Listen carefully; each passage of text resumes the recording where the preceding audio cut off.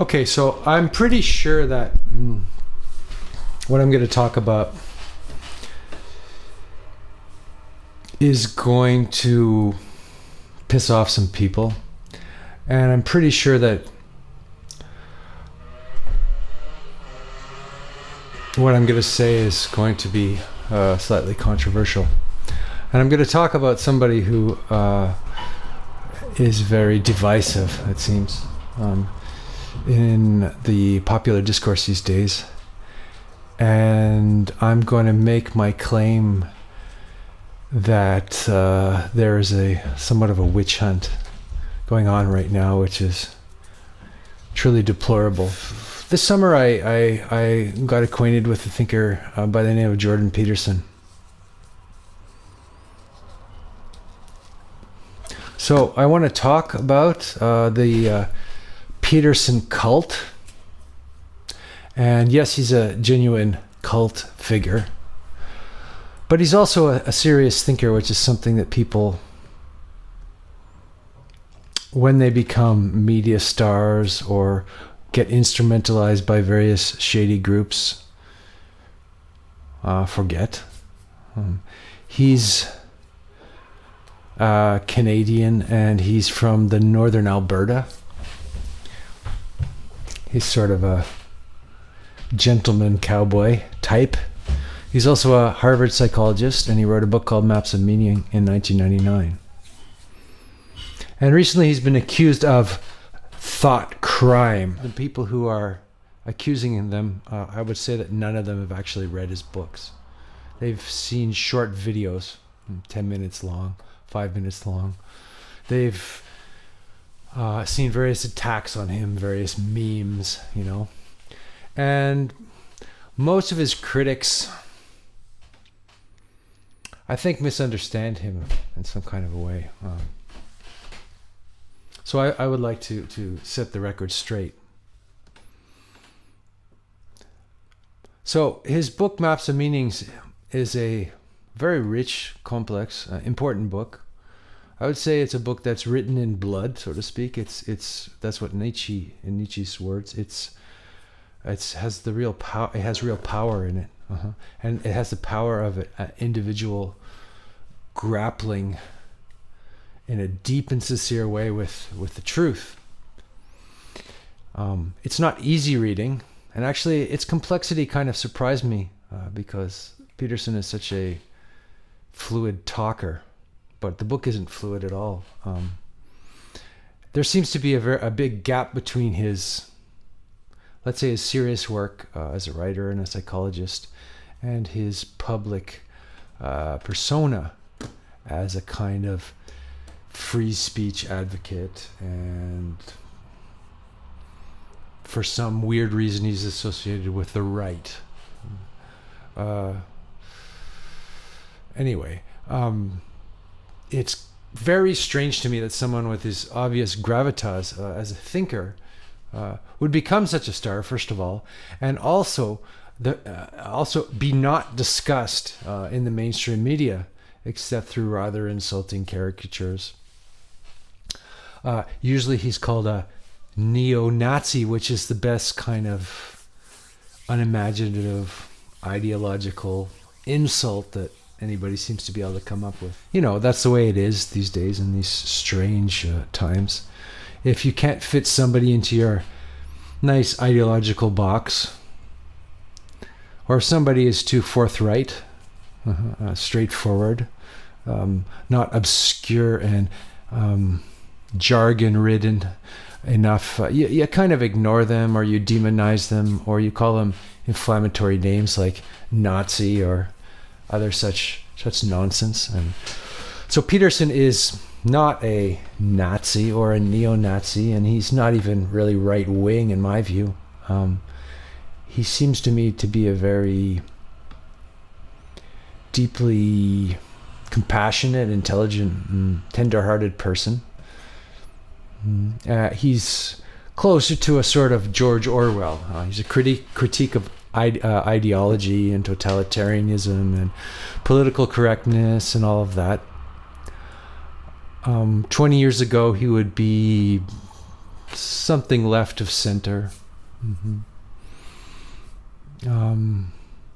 Although he is a economic liberal, which of course is a great sin for the left. And I'm not going to comment on that because I'm not an economist. But I know there are some reasons for his mischaracterizations, and that he's got himself into it somewhat. And regardless of, I want to say that regardless of whatever political label you put on him, I believe he's somebody on fire with a real message or something, genuinely spiritual in the old-fashioned sense of the word. He's on fire with the Holy Spirit. Since I'm interested in religion and metaphysics of all kinds, I have no problem with that, though of course it's taboo to speak in this way. And of course, actually speaking in this way as I'm speaking opens me up to, as I realized today, opens me up to a great deal of potential abuse, a potential sarcasm, a potential, shallow attacks, right? The same kind of attacks that Peterson is subject to daily. I mean, no wonder the guy is ill. Maybe you can feel the trepidation I have in actually even talking about him, which is strange because he's quite a moderate individual, he's quite old-fashioned. He's quite fatherly. There's nothing cruel or unkind or nasty about any of his discourse. So the fact that he's been called a Nazi is just appalling, and shows us the level at which the discourse has sunk in our society, in our social network world. And I'm not a Petersonian sycophantic. I'm not a sycophant. Not in the least. I'm actually critical of, several of his assumptions and confused about some of his orientations. And I will separate the wheat from the chaff in this discussion. I will try to say, what I reject and what I accept in his thought. The chaffs, or the chaff of the wheat, I'll talk about first, and then I'll say why I appreciate the man. Okay. So I'm happy that Peterson is speaking on both sides of the political spectrum, but I'm puzzled why he glosses over any critique of sort of Ayn Rand individualism. I follow his critique of Marxist utopianism and postmodernism. I think it's fair enough. I don't think it's profound, but I think it's fair enough. I wonder why he doesn't critique the free market or the kind of liberal ideological possession, to use another one of his phrases. I mean, of course, free market capitalism is also destructive. Marxist collectivism is equally destructive, and perhaps they are two sides of the same coin, in my view. So obviously we're destroying the earth, the air, the water like greedy predators, and this can't be remedied by 19th century liberalism, in my view. So I wonder why we can't be critical of extreme liberalism or radical selfishness, as well as being critical of communism or radical selflessness, right? Where the individual doesn't matter at all. Why can't we be critical of both these wrong views? Okay, so I feel that his discourse is a bit dated, that it belongs a bit to the 1980s when it comes to politics. I don't think we have to choose between one wrong view and another, between the good empire and the evil one. I think he seems to think we need to choose sides But I want to say perhaps there's another way. And I have been wondering if Peterson's psychological ideas are slightly reductive. I'm pretty sure that he's solid from a scientific point of view, and nobody's accusing him of not being a rigorous scientist. In fact, he quite obviously is a rigorous scientist. But I wonder if the system of categorization he speaks of the big five personality traits, IQ tests, etc., have a kind of totalitarian potential, somewhat like 5-year plans. Could such tests be used by companies to create a nightmarish meritocracy where everyone was evaluated by their DNA or their genes or their IQ or whatever? Could a class of untouchables arise from people being left out of the mix?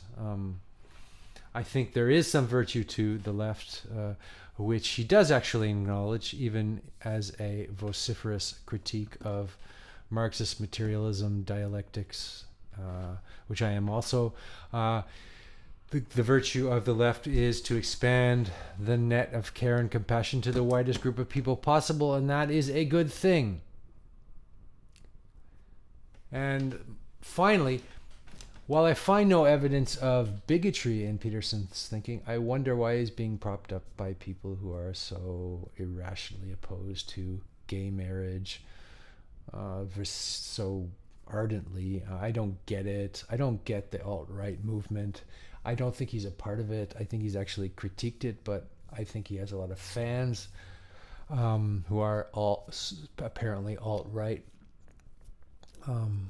I think maybe there are a few things about postmodern society that are not just satanic, right, and evil. I think that it's great that we've been able to extend our protection to vulnerable people and look outside of our own tribe. And I think perhaps Peterson might be a bit provincial in his Christianity, which is not so rare for a Christian, certainly, or a Buddhist or a Muslim either, of course. So while Peterson never criticizes gay marriage, I wonder why he doesn't lend more support to it.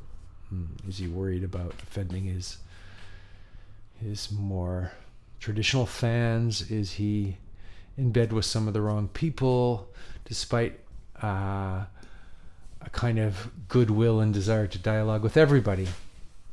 And lastly, one of his best articulations, things that I like that he talks about, is sacred speech. And this is actually what inspired me to start talking, to start doing these kind of podcast things. It's actually the subject of his arch enemy, the dreaded postmodernist Michel Foucault, in his last book, The Courage of Truth, who had many faults, but came to some of the same conclusions as Peterson, weirdly enough. The sacredness of the individual who speaks the truth. My only question here is sacred speech unique to Christianity? Hasn't sacred speech and the value of the individual soul and sacred speech existed before Christianity in cultures like India and others? And while I am sympathetic and I agree with the idea that we need to, as a culture, rediscover the father in the belly of the whale, our metaphysical roots, we also need to study world religion, not just Christian religion. So those are my Petersonian, my misgivings, and at the same time, I love the man in many ways. Okay, what do I love about him? Well, firstly, the deep practicality and usefulness of his thoughts. That's, to me, is a kind of genius. Right, I believe he has a sort of genius for simplicity, for clarity. His ideas rise above abstraction and move into the real world. When he says, "Clean up your room, pay attention, don't say things that make you weak," these are not as simple ideas as they appear. They're deeply thought spiritual maxims, are words to live by. The primary spiritual practice is just that. It's cleaning up our intimate space in our mind as well, and that is not simple. Real meditation is about paying attention, is about orienting ourselves properly. And yes, of course, we need the courage to say what is true. So I read Peterson and I go, yeah, that's right. Yes, I think that's true. And yes, this is what I need to do. It's action. So another thing I think he's right about is the importance of Carl Jung, which people in the, let's say, academy haven't quite grappled with. They're too merely intellectual, and Jung is a very difficult and visceral thinker. Jung's not going away because I think that much of what Jung's gift is, much of his genius hasn't yet been discovered, and it's like that with all very great thinkers. They have a sort of endless bounty. They're revealing things to us through time. And Peterson has brought Carl Jung back to life with a vengeance. And he's made this most complex thinker accessible. And he's bringing out the darker side of Jung. Jung's concepts of the shadow, the collective unconsciousness, or synchronicity are sort of bottomless in their depth and interest. I was pretty blown away when I read Peterson's reading list, because these were the same writers I read in my youth. Nietzsche, Dostoevsky, Northrop Frye, even Robert Prizig.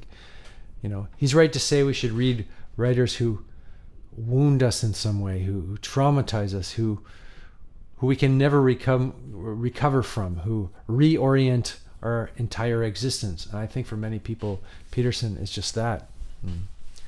Perhaps we're both Canadians, so we like these bleak, massive landscapes where Russian novels are set. We like Russian and Northern European writers. They're our natural allies. We are interested in exploring the dark pathologies of human nature, but also our sacred potential.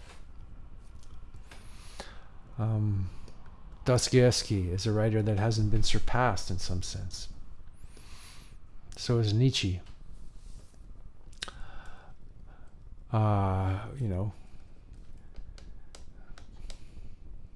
Both writers with faults also, as I say, I believe that Peterson's writing has some fatal flaws while being great. And I have no problem with that. And I have no problem with loving a writer who has some fatal flaws and I believe is great.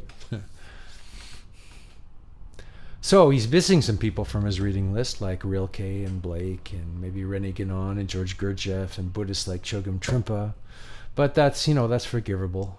He studies single people in depth, and rather than casting too wide a net. And yeah, I'm really sorry, but I don't think he's anti-feminist.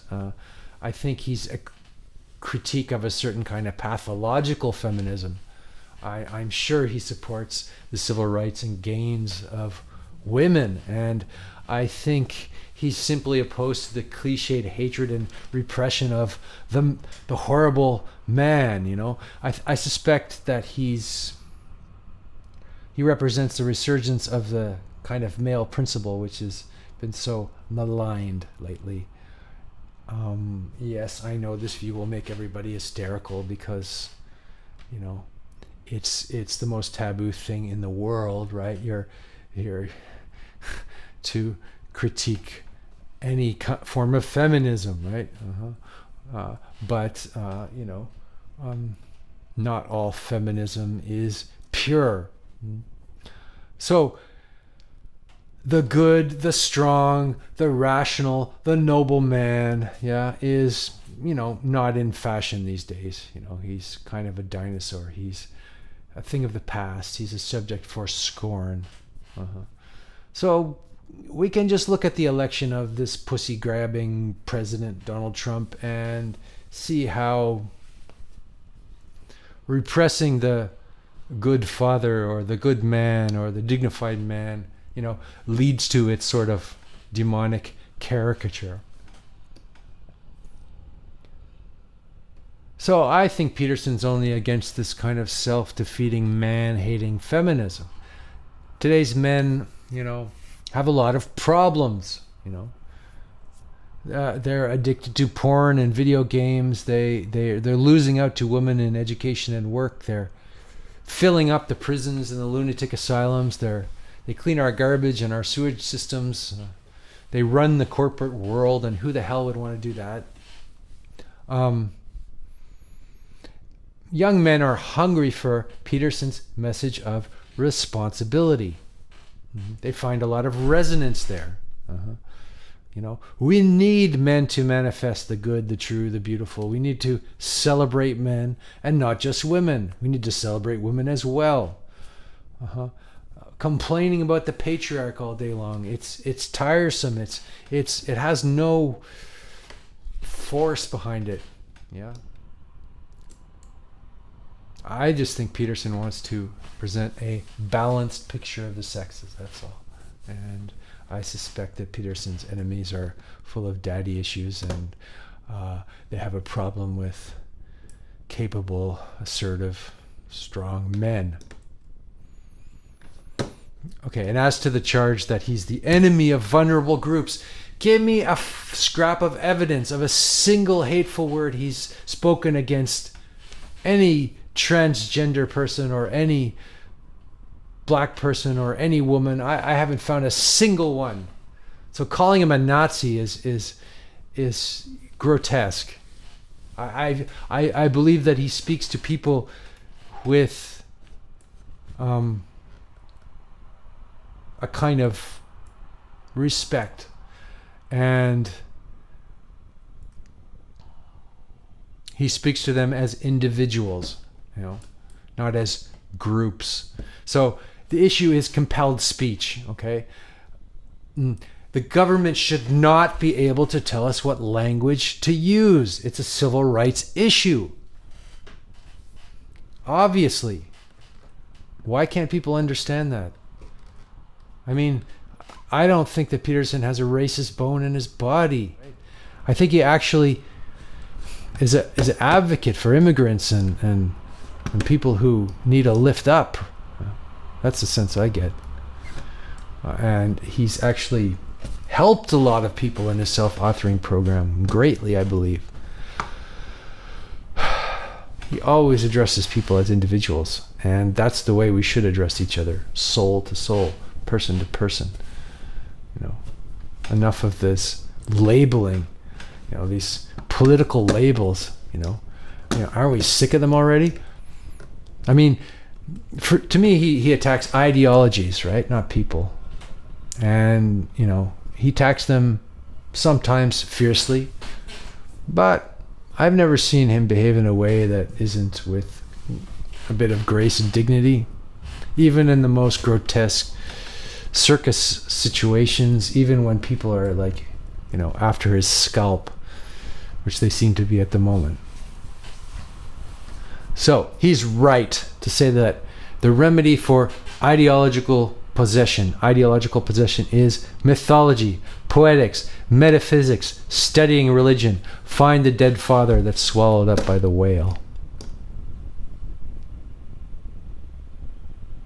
And just to conclude, I'm pretty sure that Peterson's intention was not to create a YouTube cult, but he does have great ambition. And one of them is to rescue the humanities from the zombie-like administrators, in our universities, to get people to rediscover the underlying metaphysics of their culture, to point out the vast human potential of every single person and the potential abyssal darkness as well. He never glosses over the dark side of a person, but tells us to look into the abyss, to look at our own monsters, at our own shadows.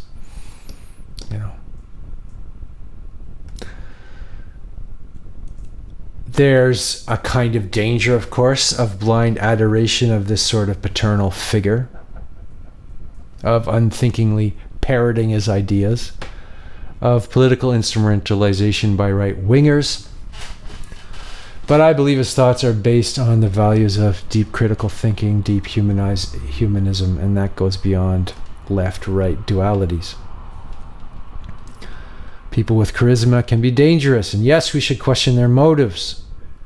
But read the book before you talk to me, before you write grotesque things on my Facebook page, before you attack me in a sarcastic, facile, childish manner. Read the book and watch his lectures, biblical lectures, and his hundreds of hours of teaching on the dangers of ideology and his Maps of Meaning course.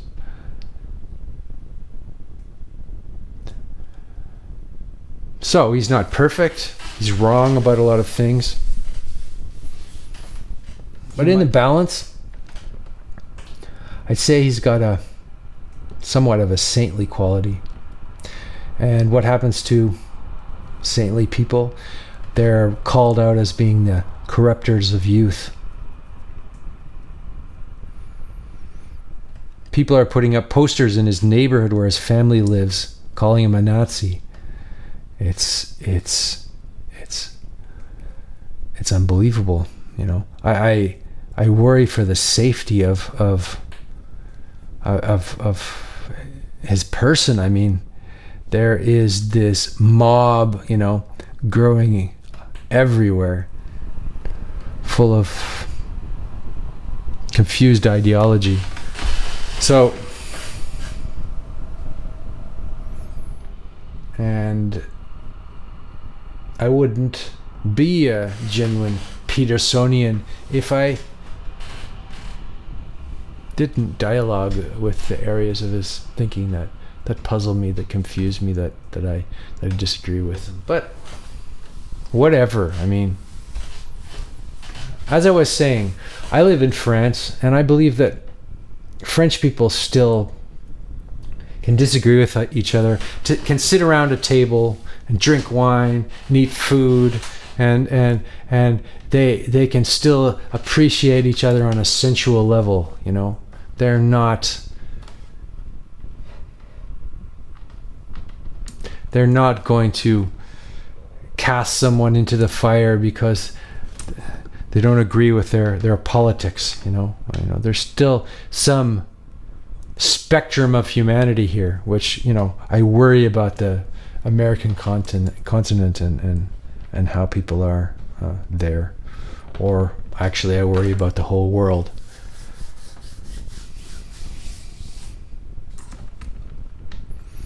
So, as you can see, I got a little upset today about this, and I stand behind Jordan Peterson. Thank you.